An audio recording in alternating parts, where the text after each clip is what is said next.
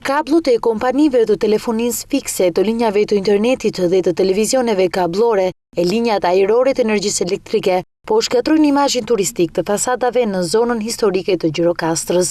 Instalimet ajrore të këtyre kompanive prej vitesh po zënë vend në fasadat e godinave të shpallura monument kulture në pazarin mbi 300 vjeçar. Dorian Qeribashi, inxhinier pranë Institutit të Monumenteve në Gjirokastër, e ka vlerësuar këtë situatë si rrjet merimangash që vret syrinë e vizitorëve.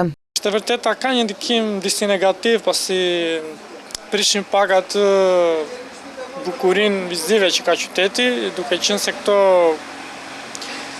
shpeshherë prishin pamjen që mund të ketë kjo. Është një gjë që duhet marrë në konsiderat me gjithë institucionet përkatëse, siç është Keshi, Bashkia e Qytetit, për të bërë një ndërhyrje të plotë dhe të saktë për të zhdukur këto, pasi dia që duhet një investim i madh dhe i saktë për të fshehur këto tela.